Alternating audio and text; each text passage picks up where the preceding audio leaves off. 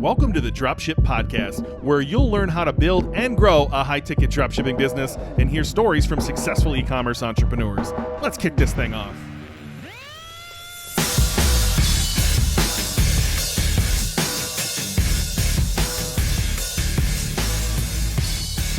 Hey, welcome back to the Dropship Podcast. John here with you for a solo intro, but not a solo show. In fact, in this episode of the Dropship Podcast, we are joined by a whole bunch of Dropship Breakthru students, as well as John and Ben. So today I'm going to be leading you into a call that we did, a Zoom call recording, which you can listen to. You can also watch the video if you're on Spotify or YouTube, of a fortnightly call we do with our members inside our elite membership inside of Dropship Breakthru. So every fortnight we jump on with a group of members, myself and Ben, and we talk about all sorts of different stuff. Anything from marketing strategies, how to grow your business, questions from our members, all sorts of different stuff, different theme every fortnight. And that fits in amongst all of the other group coaching calls that we do, which happen multiple calls a week. On this particular call, we talked about good niche, bad niche as a theme, which is one that we do talk about on this podcast quite a bit. You will have heard previous episodes. If you're new, you can go back and listen to them, where we've picked apart a particular niche and talked about whether we think it's great or not for high-ticket dropshipping. In this call, we talked about a whole bunch of different niches. We took questions from members on the call live, and so you're going to get to listen to this. We normally do not release these sort of calls outside of our membership, but today you can have a listen to one. And of course, if you do enjoy it and you're like, oh man, I'd love to be a part of that, then all you have to do is join Dropship Breakthru. You can access our elite membership in the process of joining. Just go to dropshipbreakthru.com/join. You can get in today. But for now, let's dive into the call. Well, welcome to the call. Good niche, bad niche, live, if you will. I think this will be fun. Just to get, it's the feedback we get on those episodes tends to be really the only feedback we get. Podcasts are lonely. You get no feedback really, other than the occasional, "Hey, good job, I really like that one." But yet you can see your listens continue to go up and go up, and so. But when we do these episodes, we tend to have someone reach out. Sometimes not in the best way, like we did the sensory toys one. We specifically said this is not dropshipping. And yet we had a lot of people send us emails that were like, "Oh, I've been waiting for this dropshipping niche. I'm the person. I can do this." And we're like, darn it. That's not what we're trying to do here. And so, but we do get a lot of feedback of people who seem to like these episodes. So, John, I think the ideas that we have in Slack are Victor saying, sorry, I lost my screen now. Hold on. Getting back here. Too many windows. Victor saying welding equipment. It had good potential for initial big ticket B2B sales, followed by lots of consumables. However, the competition from national companies like Zoro and absence of map on many brands was daunting. Lindsay's is in the thread of announcements. I'll let you read that one, John. That one should be fun for us to tear apart. And it looks like we got EV chargers, solar in general, maybe a better store idea, golf gadgets in the chat as well. If anyone else here has an idea they want John and I to riff on, we will. John, did you like any of those as far as like something you want to start with?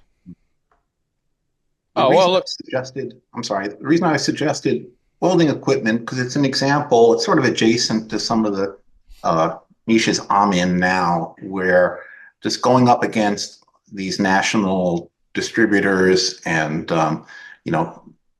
competing in an area where there isn't MAP, and there's a lot of like heavy discounting on price, as well as advantages on shipping rates and things like that. So that was the reason I suggested that as a potential good niche, bad niche. I appreciate the clarity there. Some of that stuff you just don't find out until you're even in it, right? Like it's hard to figure out exactly the dirty details until you're in an industry, right? Like everyone on this call is in something different for the most part, and everybody on this call would tell you you don't want to be in this industry for X, Y, and Z reason. And so, sometimes you just don't find that until the end. Oh, another good one. You don't find it until you're in there. Gold mining machinery. I'm interested in that one as well. John, where do you want? I'm letting John pick. Where do you want to go today? And I forgot to bring the game sheet. Oh, well, let's start with the old Let's start at the top of the list and work our way down. That's always the way I do it. Welding All right, equipment. welding equipment. I'm gonna share my screen, I guess, and we'll surf around. I'm, Victor, you might have to hop in here and give us some like. If I just type in welding equipment, that's where I usually start, and so Mhm. let's start there. The place to start. I've got a good giant black bar on my screen, chat on my window. Hold on a second here. I'm working with a smaller screen here in Florida. This is hard. But I mean, my first thought with this, in response to this, is that anytime somebody says a niche idea to me that is a product type, Mm, I immediately say you're thinking about it wrong. Like welding equipment is not the niche. The customer's the niche, right? So, like, who's using the welding equipment? That's my first thought, right? Like, if you just say I'm going to go do all welding equipment, um, it kind of, in a way, closes you off to possibility. So, are you selling welding equipment to somebody who's welding underwater, who's a professional commercial diver? Are you selling welding equipment to some Joe Bag of Donuts who just welds his own car stuff in his shed at home? Like, who are you selling welding equipment to? Like people who work on high rises. These are all different customer avatars, right? And so sometimes if you're struggling with thinking about, oh, this market doesn't look good for this reason, that reason, and another, or I'm concerned about um, competing with big distributors who maybe look like they serve all of those people, I would just pick the customer and then sell what they need to them because it's not just going to be welding equipment. So, like, if I said, really, my ideal customer here is the dude in his shed who's, maybe he fixes up old cars. That's his jam. And part of that is he's going to be doing some fabrication, you know, doing a bit of welding, knows how to weld, all that sort of stuff. So he might need a lower end welding setup, not one of the massive, super professional ones, but he's also going to buy a whole bunch of other shit to pursue that. And I'd be selling him all of that stuff as well. It doesn't make sense to sell anyone just welding equipment. Similarly, if I was going after companies that are like commercial diving companies and they do underwater welding, um, in all sorts of places, there's a whole bunch of other high ticket products that I could sell them as well as the welding equipment that they're going to utilize to do that sort of stuff. So that's usually like when we do our market verification and that sort of thing, which I tend to do all of those in the course, and um, people say product type is my niche. I say, no, it's not. Think about this and change it because like I would not start a store today if I was starting again that just sold a type or category of product and that's the niche. I wouldn't do that at all. Because if you go down to that level, like if you say I'm the site for people who, yeah, they use welding equipment, they use some other things, but this is what they're using it for. I'm the site for those people. I don't give a shit about national distributors at that point because they're not going to compete with you at that level. You're going to do a better job of serving that person than some big national conglomerate like that. Yeah, maybe they've got cheap prices or something, but their experience is not great. They don't serve the customer. Like big companies never serve anybody well. The bigger a company gets, the less well it does at that. They just broader so they make money that way, or they're bigger, right? So I don't know. To me, that's not an issue. I mean, things around map pricing and all of that sort of thing. Yeah, maybe there's some concerns there. I would say a lot of the time that's not an issue. Sometimes it is. But once again, when you're like, my niche is going to be serving this person and there's a range of products, doesn't really matter if one product category is not great because you're going to be selling a range of different product categories. You're going to be combining products together. Hey, get a welder and get this as well. Here's a bundle, and that sort of thing. And so it becomes less of an issue when you can still make use of a product that doesn't have great pricing, or maybe you're not the lowest price if you're selling it with something else, right? It really is less of a problem. And so, I mean, that's my immediate thought about this is that maybe there's some good brands in there, maybe there's some shit brands in there from various perspectives. But I just wouldn't do welding. I wouldn't be like the welding equipment store in the first place. That's not how I would look at that one. If you've been getting tons of value from the podcast and you want to learn more about high-ticket dropshipping and interact with a fantastic community of high-ticket dropshippers, we've got a free Facebook group that you can join right now today. So if you head over to Facebook and search for Dropship Breakthru, you'll see a Facebook come up that has on the end of it high-ticket dropshipping mastery for new entrepreneurs. Hit the join button. You'll get into the group. We do group-only trainings in there, and there's thousands of other people who are going through the high-ticket dropshipping journey that you can look for support from, ask questions, and find out if high-ticket dropshipping is for you. So for me, I might start with a product, but eventually I think you're going to lead to that, Heyman, to John's point. And I just like to be curious. I think too often people come look at products or say they can't find something and they're just not curious enough. Like, how far down this rabbit hole can I go? Like John mentioned underwater. I probably would have found that as a keyword. I would have jumped into this, which would have moved me into underwater hydraulics, which I don't even know what this is. By all means, I am a dum-dum when it comes to most things in life. But I don't know what any of this stuff is, right? And that's where I would start going down the rabbit hole. So where did you go down the rabbit hole, Victor? Because it can't just be like welding equipment. I'm sure you started with a product, but then where do we go from there? Yeah, the customer is a welder, WELDOR. The equipment's WELDER, but a person who's like a professional welder is a welder, and that's kind of the avatar that I had in mind when I was pursuing this. And basically, I didn't go super deep into this. I just thought it would be a good topic for your call today. Yeah, yeah. Hopefully nobody takes offense to whoever generated the idea. If it feels like we're pointing the finger at you to shit on you, we are not. John and I shit on everyone equally, and this is an equal opportunity shit on you zone. So please don't take offense on whatever it is. We're just trying to understand. This helps us work through, right? If I'm looking through here, I'm trying to work through to a person too and try to understand what other equipment makes sense. So the first two people that I clicked on here in the organic results are selling a bunch of other stuff. Potentially to mostly the water side of things, like you said, right? Versus like a construction side of welding thing versus, someone who's doing welding at home, if that makes sense. What are you seeing out of the gates, John? If you want me to go somewhere, just tell me, man. First thing that jumped out to me is these prices look fantastic. Yeah, I mean, I think, I think prices are good, shipping's good. I don't have any problem with it. Like I said, I just wouldn't sell just welding equipment out of the gates. I just wouldn't. I don't see that there's any need to these days. That's the DSL way. Fuck that. I'm just not I just don't really dive this deep into it.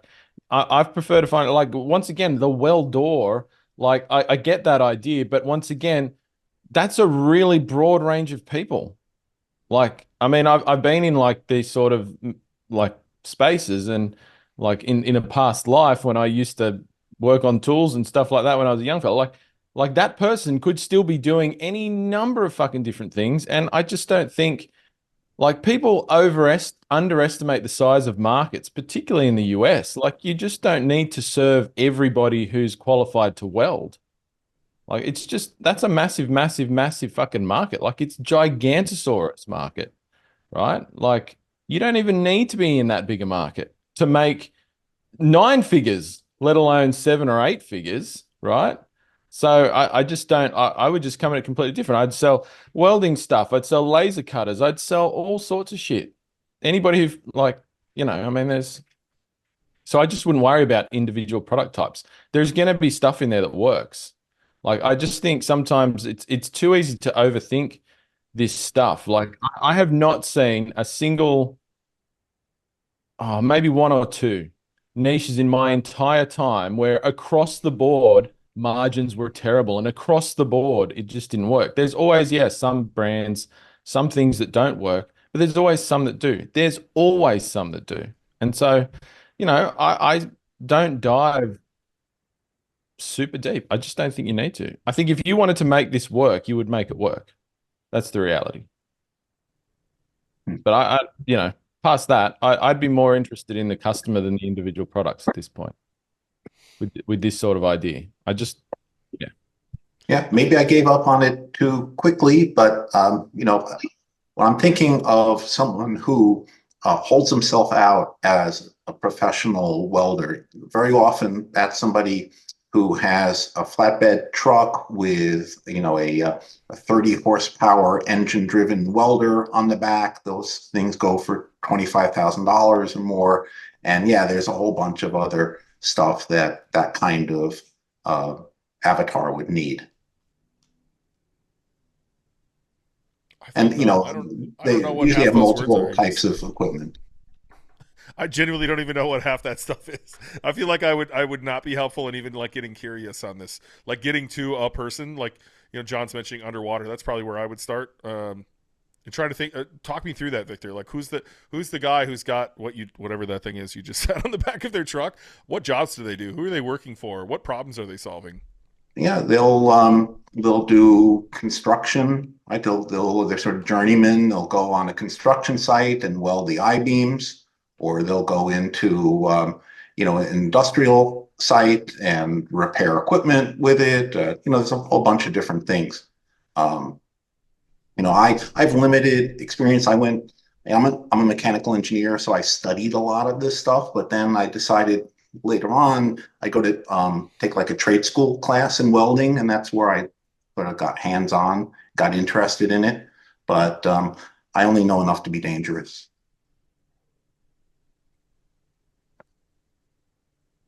Where do you want me to go, John? How would you get to the person? Like I think the majority of people start with a product, good or bad, and they probably shouldn't, right? We should start with the human we're serving, but sometimes I like to go from a product to a human. How would you get to a human from this wide array of products? Because you're going to end up on these giant sites. This is a ridiculous site. Like selling all this stuff is ridiculous. How would you get down to the human? How would you start finding Look, the yeah, I avatars? mean, if I didn't know, if you didn't know anything about it, I'd struggle to think how you came up with welding machines in the first place. Obviously, Victor, as he explained, has some previous life experience with these sort of products, either from a practical or a studying perspective, and so you're going to have some insight into it that way. But like if I thought, oh, welding machines, welders, that sounds interesting, just because I thought of it for some reason. I know a guy that used it maybe, but I didn't really know anything about it. I'd just start going and looking around on some of the sites that sell them. Like just start Googling. I mean, there's going to be a billion pieces of content out there where people are using a welder to do something, right? Like whether it's on other e-commerce stores and their content, whether it's on blogs, whether it's on affiliate sites, whether it's on YouTube, like just go and look. Like I'd Google things like who uses welders? What do people do with welders? Like if I really didn't know, I mean, I also just know what people do with these things. But I would get in there and I would just Google. Like I agree. I mean, this is probably the bit that I would be more curious about in a sense. If I find a good product that I think, oh yeah, that price is good, like this one you've got on the screen at the moment, $8,000, $8,500. If I somehow came across that product and I'm like, I don't know what this does or who uses it, well, I'm just going to go and start. Google is your friend, man. I mean, I'm sure ChatGPT can give you the answer to some of these questions as well, or Gemini Ultra, or whatever you like to play with in the AI space. Throw some questions at that. It's going to tell you some stuff. Just ask some questions. And I agree, like you can be curious about it. And if you ask some questions about, what professions use welders, or, what are welders used for and stuff, you're going to start uncovering some of those. Well, people use them in construction for high rises. People use them underwater to, for all sorts of reasons. Guys use them for this, in their shed at home. And you're going to uncover all of those sort of customer avatars. And from that point, you just need to, I guess, kind of use your common sense to separate them. I mean, obviously, somebody who is an underwater welder is not the same customer as somebody who welds things for cars in their shed at home, who has welding experience, but maybe they're not a professional welder. I mean, no one of those markets is any better than the other. Whether somebody is the price points for some of these. Oh, look, there we go. Nice one, Benny. Um, you know, Artists and sculptors. There you go. I didn't even think about that, but now that you mention it, yeah, totally. I've seen artists up here near where I live who do these massive um, sculptures made out of metal and put them near the beach and stuff like that. Totally, you know. And I can tell you, there's probably other high ticket products that they use to put that metal work together as well, right? That you could sell them. I mean, that's a super niche. It's a niche if you were going to focus on those people. But look at some of these groups: automotive restorers, farmers and ranchers, DIY home improvement enthusiasts, marine workers, and boat owners. Like, you don't want to sell to all of these people at once, right? You want to pick one of these, any one of these: automotive restorers, farmers and ranchers, marine workers and boat owners. Any one of those is a massive niche in and of itself. And it's not just going to be welders. You'd sell them the welding equipment, but like sell them a bunch of other stuff. Like, it's massive, massive. Trying to get to a different tool I like to use here in a different window. See if I can get there. So I took a guess on MIG. Maybe you can tell me this is a different word. Let me get back to the screen I'm actually sharing here. Oh my god, this one window stuff sucks. I don't know how anyone does this one window stuff. There's three main types of welding. There's MIG, which is the most common and kind of easiest to do. There's TIG, which takes more skill. It's for welding like stainless steel and aluminum and stuff. And then there's stick welding, which is usually what you think of when you think of a welder with a, welding on an I-beam or something. So I like to come. This is a paid tool. You can do this in other tools, not as easy. But I threw in MIG welder as the term in the United States. All terms include the word for, and then sort by volume, and you can kind of start seeing use cases, which will then also bring you to a user. So if we're going to sell all welder, if you just started selling all those welding things, you have no idea which avatar that we saw on the other screen was coming to your site, and that would make it very difficult for you to do keyword research. That would make it very difficult for you to write product descriptions. That would make it very difficult for you to write ads. And so, like, to John's point, can we narrow it down on one person and then like really bring this home to some of these terms? And sometimes these four terms can help us get there. Again, I just guessed on MIG welder. I have no idea whether cake or stick, I think is what you said, would bring like more terms like this. But this is how I don't know. And then I just like to screw around, right? I would be in an incognito window and I would type in MIG welder space for, and then space, and just see what Google shows me for results. And again, I think John and I are on the same page of like, let's get to a human, but hopefully we can find different unique ways to get to that human, if that makes sense. Good stuff. Lindsay, that's a follow-on question there. She's saying, Johnny, are you saying we should be only selling to one customer avatar? Not necessarily, no. But in this instance, where I think that the question started with some of the possible issues with this niche is that it's looks very competitive with like big distributors and tight, maybe tight margins and funny pricing and that sort of thing. In that circumstance, one of the ways that you can get around those is by focusing on one customer avatar if it's a big enough market. It's not always, and sometimes you don't need to do that. You might have two or three, and Ben's gone through his exercise where he uses the example of the golf site that he was a part of and the different avatars that they identified there. I think there's something like 7 or something like that. Very, I think in some cases finally separated, but nevertheless, definitely makes sense when he talks through that if you haven't heard that. But yes, sometimes that is the case, that you should focus on one customer avatar because one customer avatar is all you need. Right. And if no one else is directly serving that customer avatar, then it gives you a competitive advantage. But sometimes it's fine to have a number of them on your site. If you weren't bothered about things like competition or, blah, blah, blah, blah, blah, like, it might also be, I guess, a bit of nuance there around, the size of the site that it would mean, like, Once again, if I was looking at a market and there was a whole bunch of different avatars, like Ben showed on the screen before, and serving all of them is just going to make your site a massive beast of like thousands of products. Like, fuck that. I'm not interested in that. I'd niche down, because once again, that's just such a nightmare. I know some people in our membership have sites like that for sure. I would not be interested in that one little bit. That sounds terrible to me. And so I would prefer to focus on a narrower range of a narrower focus and just do that really well. But the narrow focus is never one type of product, right? Because that doesn't narrow you down to an avatar usually, right? So anyway, yeah. Sorry if you see me smiling over here, Matt. Matt sent me a really juicy industry that I can't wait to dive into. But first up, we'll go in order here. Oh man, Matt, that has me like geeking out just by looking at it, man. All right, next up is it's in the announcements channel in the threads. I won't share the view of that, so you don't see all my all the other stuff going on in my Slack. But Lindsay says, and again, Lindsay, we're not pointing fingers here. I'm just using you as an example. So sorry if we get mean. That's okay. I'm in the build phase and decided on a niche, so hopefully it doesn't get ripped apart. But I'm willing to share. My niche is in off-grid kitchen and bath supplies. Top item I am focused on is composting toilets. Here's a breakdown of the products I am thinking.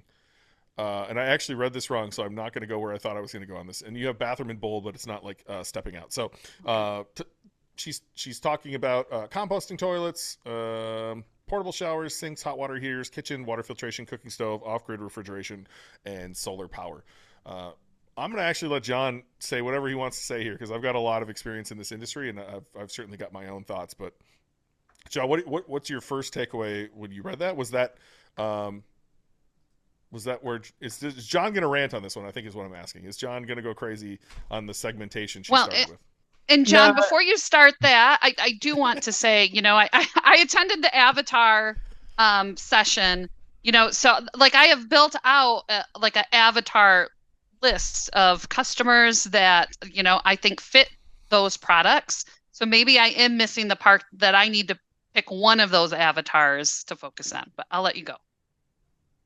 Yeah, maybe you do. I wouldn't actually think. I mean, I have some. I set a business up in this space years ago for somebody else, so I did look into it quite a bit. It might have changed since then, I'm sure.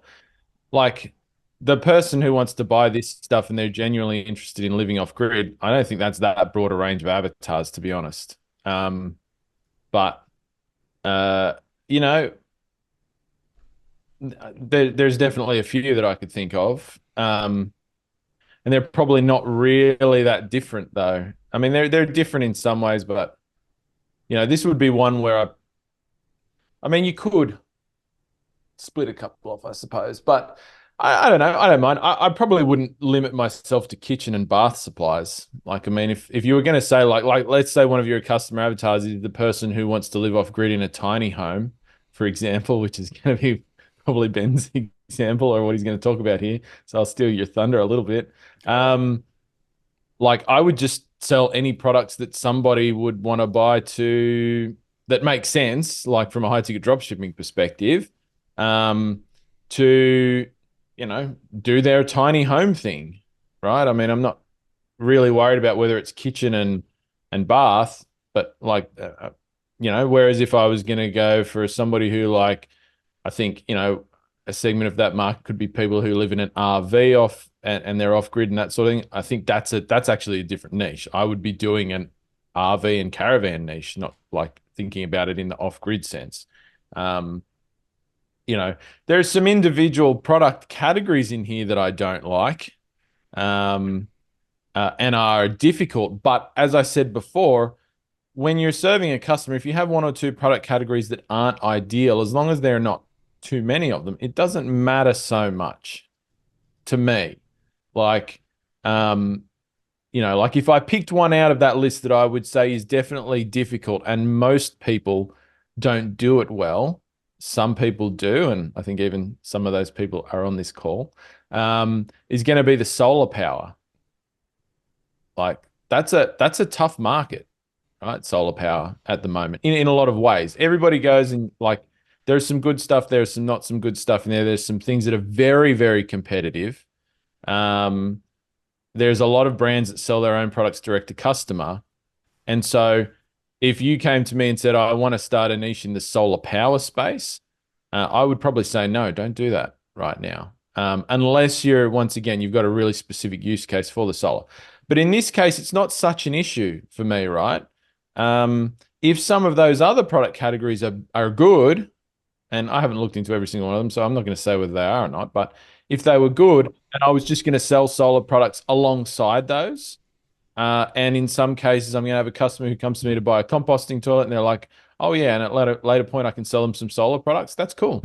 Like, I don't care that the solar products are a little bit shit, right? Because I've got, 10 other things that my customer avatar is going to be interested in buying. And once I have them as a customer on one thing, like, they are now immediately taken out of the competition pool for the solar products, right? Because if I start going to them, now they're my customer, the chance they're going to buy from me again is exponentially higher. And so they're not, if they need solar products and they know I sell them, they're not necessarily entering the market in the normal way for those products. If I'm doing my job of staying in touch with them post-purchase, for example, right? So I'm not really that worried when you have this is why I say I don't really worry too much about, I would still do the research on these different product categories. If they all look like super competitive, I'd be like, no, I'm not going to do that, right? But if there's one or two in there that doesn't look great for some reason, but I can see it being part of a bigger puzzle, then I wouldn't worry about that. So, I mean, on the face of it, without looking at any numbers or anything like that, I mean, I would say, this is possibly something you can make work. Sure. Ben, you have more direct experience with this one. Yeah. Look, I think there's some people on the call who have experience in some of these industries, and I've said this shit to their face, so I'll make sure I say it live on a call too. I try to think through who I'm serving, just like John says, and really put yourself in the shoes of who's buying these things. So I have experience in the tiny house market. I was part of probably one of the bigger sites that you've seen out there for a while. The people who are building tiny houses and want to live frugally are not fucking fun to deal with. Like, they're not out here spending freely. And so, like, you've heard me say this before, and I don't care how it comes across, really, it's the truth. Affluent white males are the best audience to sell to. Now, tell me if you know any affluent white males who are living in a tiny house, because they're not, right? Like, that's not the type of person who's doing that. So you have this avatar of, like, Tiny House Tom or Tiny House Tina, right? And they're frugal, and the idea that you're going to sell them more products, they might need them, but, like, they're looking for the best deal, or they're looking for an option that fits their budget. Then you have, like, God, what do we call him? It was on that avatar call. Bill said he had someone like that. MAGA Matt, is that what you went with, Bill? There's MAGA Matt, who's like, convinced the end of the world is coming, and they need this, like, shelter, and they need all these backup systems in case World War III happens or an EMP happens or whatever. The latest one is the grid. There's gonna be like an EMP that shuts down the grid, and then they'll insert Michelle Obama as the Democratic candidate, something like that. They're good ones out there, man. Yeah. You guys are fucking insane. Do you know that? We can't lump us all together here. Come on, man. Right. So anyway, there's MAGA Matt, right? And gonna tell you, not my favorite avatar to deal with. There is RV Raphael. Is that what? I don't know. We're making these up as we go along. Again, maybe fits that category. They were certainly more pleasant to deal with than Tiny Home Tina, for sure. Still not super, like, friendly to deal with. And then, like, I've got experience with some of these products directly. I would say I would agree with John. Solar is getting pretty crowded at this point. Certainly you can find some inroads, like he had mentioned there. Composting toilets is very top heavy. There's one brand that sells way more than everybody else. There's actually like two brands that do. One you can't have, and one's very difficult to get. And again, that's just from personal experience. And so, yeah, I don't know. I'm just not a fan of, like, certain avatars. And this is one of those industries where it's like, I'm not an off-grid seeker. I'm not someone who wants to there's so many different ways you could do this, right? There's, like, the Toyota Tundra people who want to, like, be out in the wilderness and do this sort of off-grid thing. That's not me. I tend to lean towards more what I know. Again, you saw it with the welding stuff. Like, that looked good. A lot of the numbers look good. I have no interest in that. Whereas, like, the next one that Matt's going to bring up here, I've never done it before, but it intrigues me anyway. And so, like, that could be fun. I don't know. That's kind of where I lean to on this. I don't know how that makes anyone feel. Also don't know if this is making me big when I speak, by the way. All I see is John's big face on my screen, so hopefully this is recording right. I think the one bit I'd say about what Ben just said, and not that I disagree, is unless you're that person. So I think like I'm right. Like the MAGA Matt or whoever that was. Personally, I wouldn't want to ever talk to that person, really. And if that's you and you're on this call, I'm sorry, we're never going to be friends. Um, but I wouldn't want to talk to that person every day of the week. That would just drive me fucking insane, right? And that would be an out for me on that niche. But if I was that person, then I should definitely go and do that niche because I'm going to love talking to customers and doing content and doing whatever about that stuff. And I'm probably going to do it really well. So I would say that is certainly probably an exception. I differ from Ben a bit. Like affluent white males, sure, great to sell to. I'm not quite as restrictive as that because I've sold to other groups of people and it worked out just fine. You know, I like to sell to affluent white females personally, but you know, that's just me. And you know, so if you're that person and you're like, and this is me, and that's why I've come up with this idea, then that's usually a, you know, yes, the other criteria need to check out. The prices need to be good, not too much competition, et cetera, et cetera. Sure.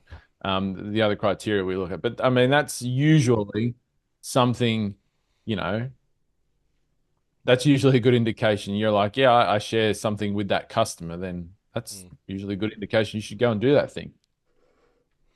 Look, I want to make sure I clear it up. I'm not restrictive to only affluent white male. I will just say when I've been in industries where that's the case, it just feels a little easier. That's all I'm saying. And I think affluent might just be the word there.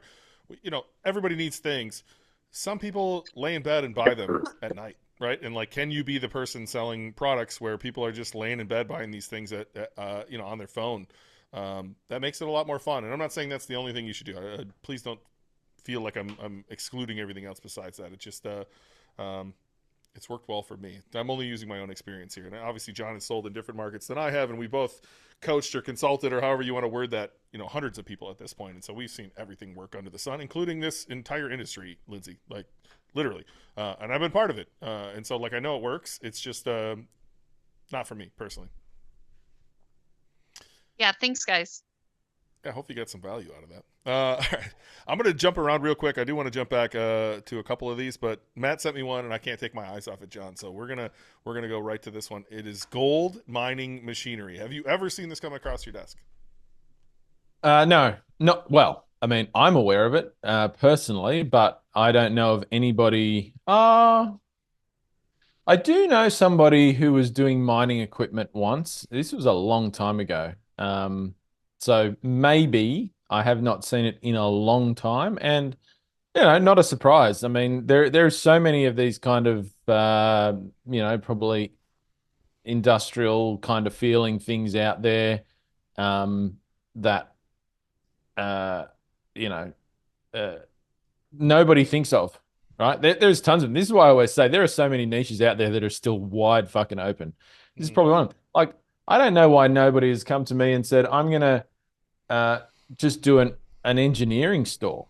You know how many crazy expensive products engineers use? Like, there's tons of them.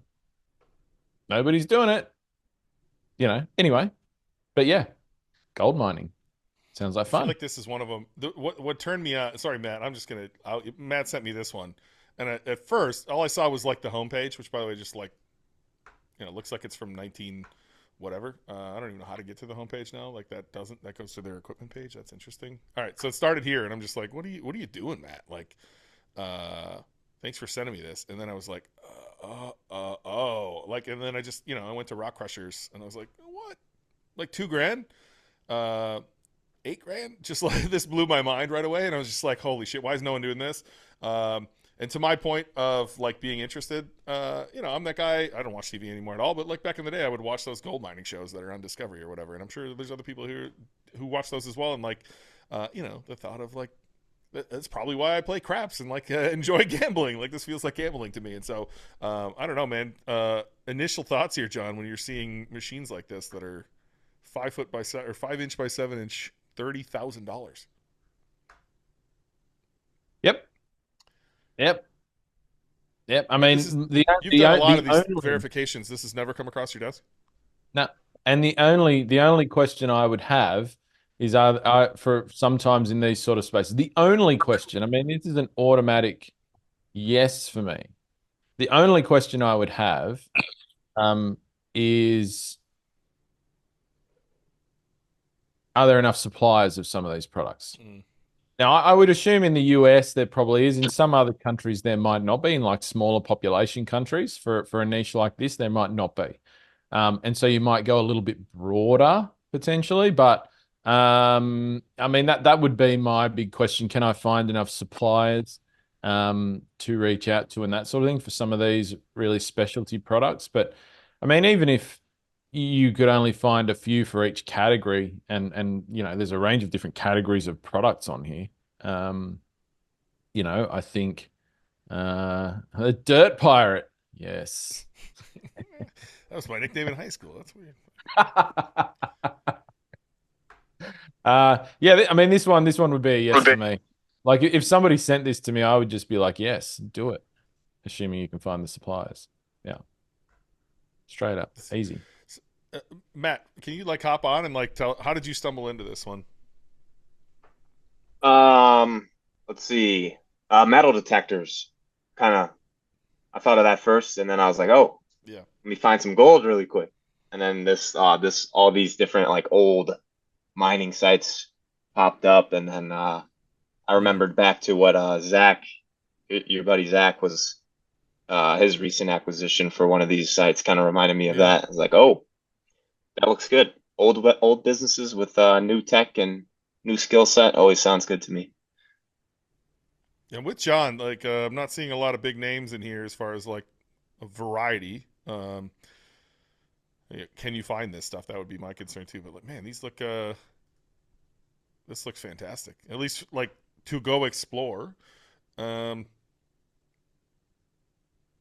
then yeah, like the who here, right? Is it, this is clearly somebody who's a little bit beyond, you know, going to their local stream with a sluice, you know, with a whatever those things are called, or the shaker thing. This is pretty intensive stuff, and so what are they searching? How are you getting in front of them? That's a better question. And then, you know, are you going outside of gold here? They are demonstrating that they're doing other equipment. All of these links link to this page, by the way, which is weird. Anytime you find you know, a site like this, and then all the numbers look good, and these guys are crushing, that's a really good sign. Anytime there's like a 1990s GeoCities type site crushing, which Matt, GeoCities was this website builder before Wix and things came along. Probably came out before you were born, honestly. Like, Yeah. If you see sites like that, sorry, I just love ripping on you. You're so young. You're gonna win. Like you're not gonna win, but you have an opportunity to win when you're competing against the likes of this stuff. This is crazy. I would imagine this is a you know, gold Gary. I'm not sure what you would call him. That guy probably wants to tell you stories when he's on the phone. That's my guess. So be prepared to be on conversations here, or hire somebody who's prepared to be on conversations. That's my guess. But and there's a lot of cool things to like in this thing. That's what I would say. It does look like it trended up, you know, when the TV shows trended up, and it's kind of trending down a little bit.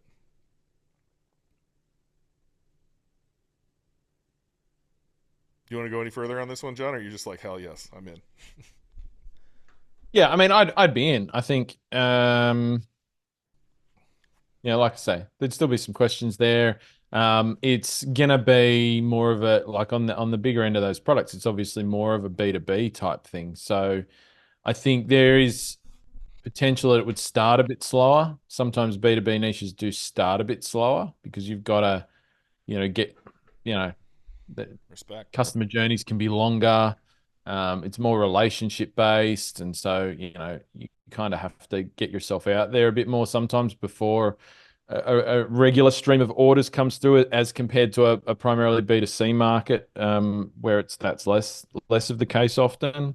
But once again, I mean, that's not a barrier. It's more just something to be aware of, or, you know, maybe, I mean, it would just take off. That's possible too, straight away. So, but yeah, I love seeing the 1990s websites, and you know, that's a good sign. Don't have to sell Related many to that, $30,000 rock crushers to make money, right? You sell 3 or 4 a month, you're a happy man or so woman. I got a question related to that. No, I have part of my background's in the marketplaces, Walmart and Amazon and other marketplaces where you know exactly how well your competitors are doing. I mean, like down to the decimal point.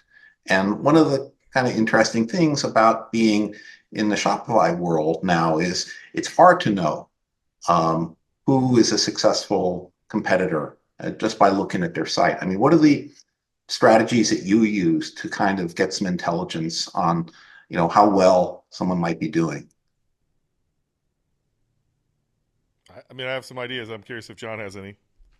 First thing, I'll say the first thing. Look, I'm pretty sure Facebook got sued for this. I think Shopify did too. If you had a rep at Shopify, they can see every single store, and there was a lot of people with loose lips for a while there, and I'm pretty sure there was a lawsuit over that. And so you could get the data you needed in the wrong ways if you wanted to. Look, there's better ways than that. There are. I don't need to get to the right window to tell you the name of it because I already forgot. Give me a second here. You can use a tool like SimilarWeb to actually gauge traffic that's happening to a website. Now, again, nothing's perfect, but if you can look at SimilarWeb and see, you're going to go find, let's say you find 10 other sites that look awfully familiar. They look like they took a course like ours. You can use SimilarWeb to see that they're not getting any traffic. They're not running any ads. That's a really good sign. If you see them not running any ads, probably a really good sign that they're either just starting or they've never done anything. You can then Google best-selling Shopify extension. Some people disable this if they're really super worried. And it's simply like go to /collection/all and then add the best-selling Shopify extension. It will literally sort your store by your best-selling products.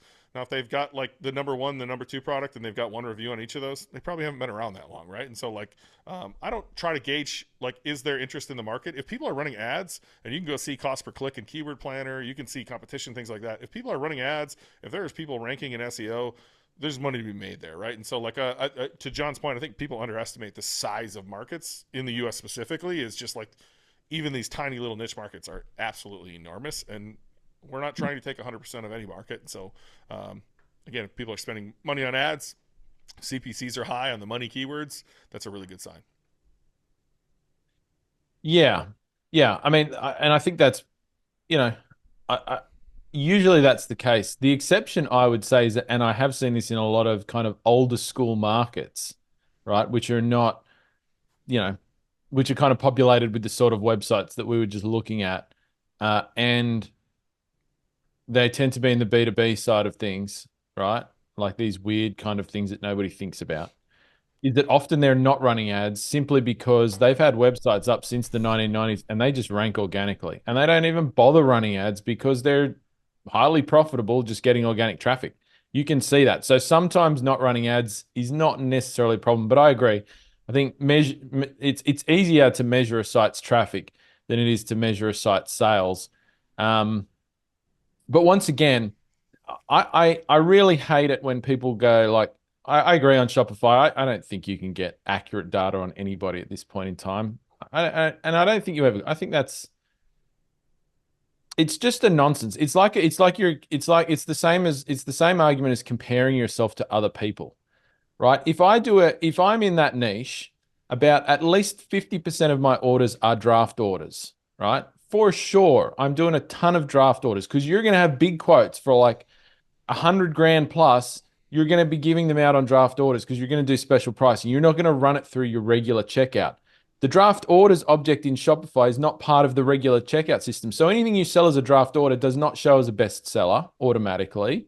And it can't be pulled out data-wise, right, by anybody. Yes, somebody who works at Shopify could leak it, but that's not happening right now. Honestly, it's not.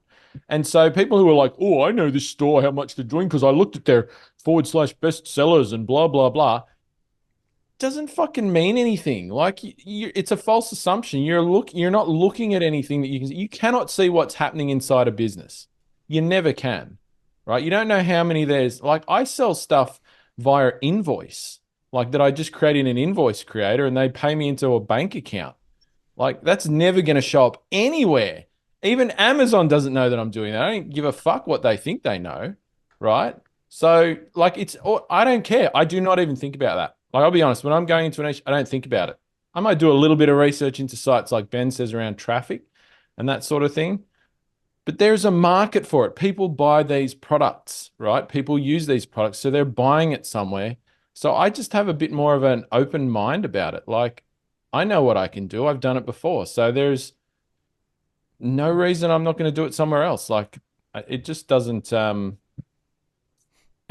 cross my radar what other sites are doing, to be honest. Like, you know, these days I really wouldn't care. So Fair enough. I'm gonna kind of go to that same point, John. I'm selling a business right now, and I've been doing a lot of calls with buyers, and they all keep bringing this competition shit up, and like that is my opinion too. Of like, I don't care. Like, no one is talking to the same customer I am. The market. I'm selling dog supplements. That market is enormous. What are the odds I'm talking to the same fucking dog owner as like this random competitor they found? Like, I don't care one about the competition because they don't affect. Like, they literally don't affect you. If there's 10 other people selling this product, like you can beat them in so many ways that you're not even thinking of. Like, if you're just focusing on Google Ads, then I might care about that. And again, I'm not calling you out, Victor. I'm just like calling out this entire idea of competition is like, I don't fucking care. Because like there's so many ways to win that like it doesn't. I don't know. Anyway, I could go on a huge rant there. But Victor, like, why do you when you're saying you're doing like, are you asking that from a research question or like why are you asking about like?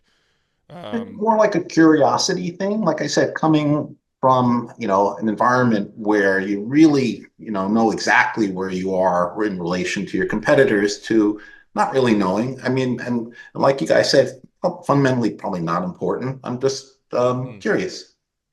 Yeah, so I just used tool that Rob was using, by the way. So spyfood.com. I'll put it in the chat if you want to check it out.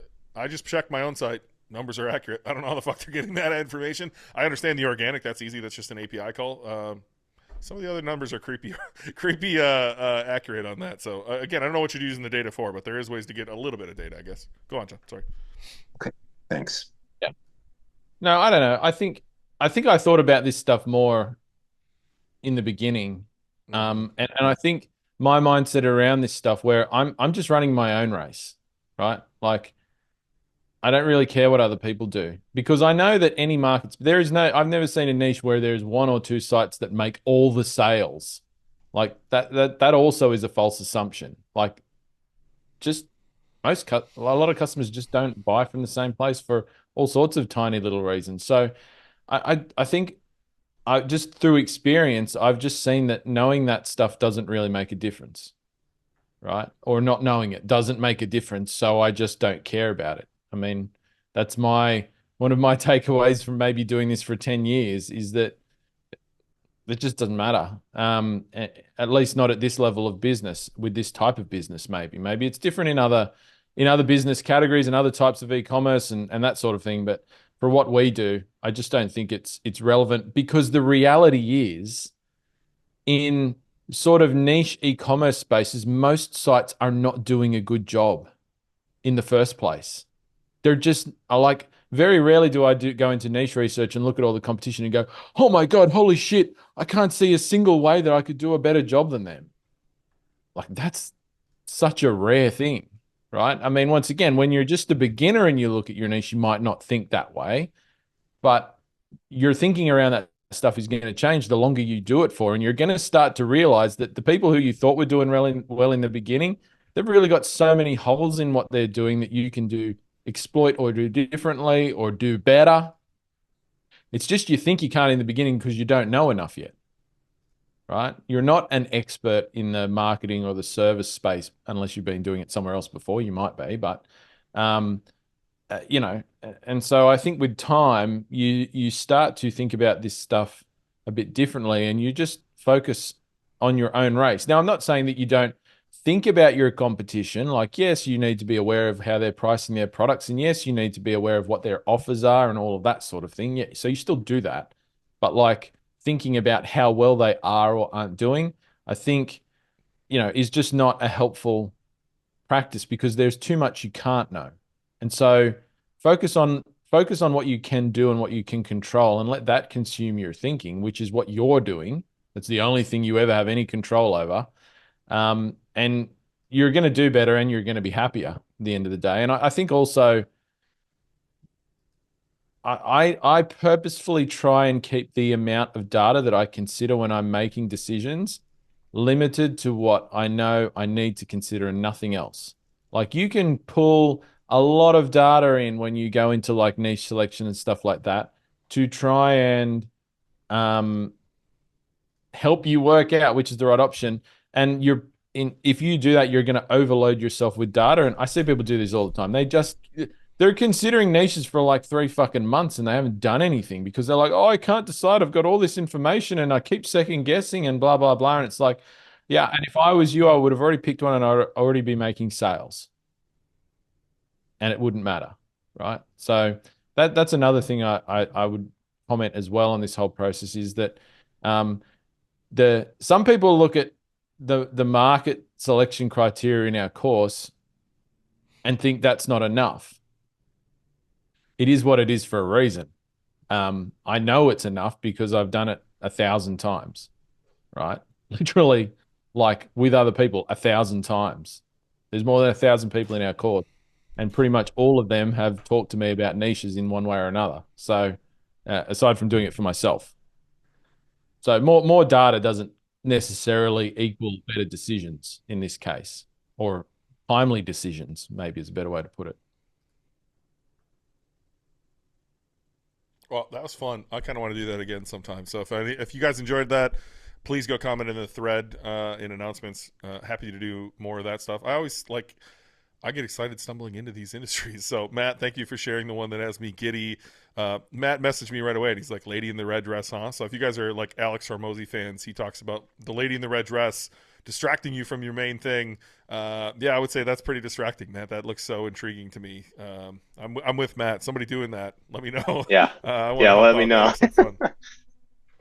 Oh, there was a comment in there too. Somebody said, let me get back up here. Paula Gerber said, I worked for a gold mining company for the past 2 years. Purchasing department is constantly trying to find last-minute products to solve big problems. So in my humble opinion, it could be an interesting B2B niche once the industry, which is largely based on referrals, gets to know you. I don't know.